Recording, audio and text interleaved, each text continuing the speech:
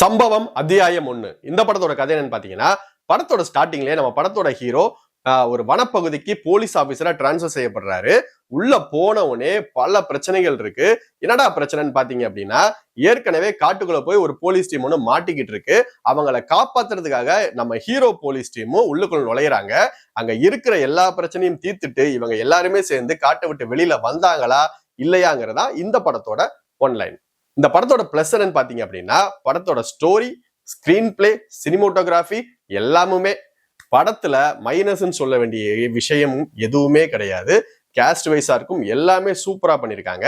இந்த படத்துல பேய் கதை, ஒரு சாமி கதை, டைம் லூப் இத மூணையும் மிக்ஸ் பண்ணி கதை சொன்ன விதம் உண்மையிலே சூப்பரா இருந்துச்சு.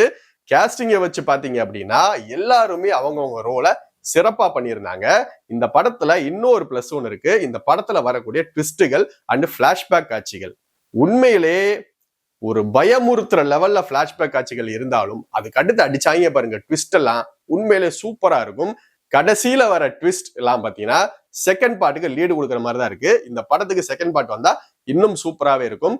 இந்த படத்தை ஜிதேஷ் சதீஷன் அப்படிங்கிற ஒரு மலையாள இயக்குனர் சூப்பரா டைரக்ட் பண்ணிருக்காப்ல. இந்த படம் ஜியோ ஹாட்ஸ்டார்ல தமிழ் டப்பிங்லே இருக்கு. இன்வெஸ்டிகேஷன் த்ரில்லர் விரும்பிகளுக்கும் பல த்ரில்லர் ஜானர் விரும்பிகளுக்கும் இந்த படம் ஒரு சூப்பரான ஒரு படமா இருக்கும். டைம் லூப் கான்செப்ட்லாம் உண்மையிலே இந்த படத்துல சூப்பரா எடுத்துட்டு போயிருக்காங்க. அதனால இந்த வீக்கெண்ட் இந்த படத்தை மிஸ் பண்ணாம எல்லாருமே பாருங்க. இந்த வீடியோ உங்களுக்கு பிடிச்சிருந்துச்சு அப்படின்னா லைக் பண்ணுங்க, கமெண்ட் பண்ணுங்க, ஷேர் பண்ணுங்க அண்ட் முக்கியமா சப்ஸ்கிரைப் பண்ணுங்க. தேங்க்யூ.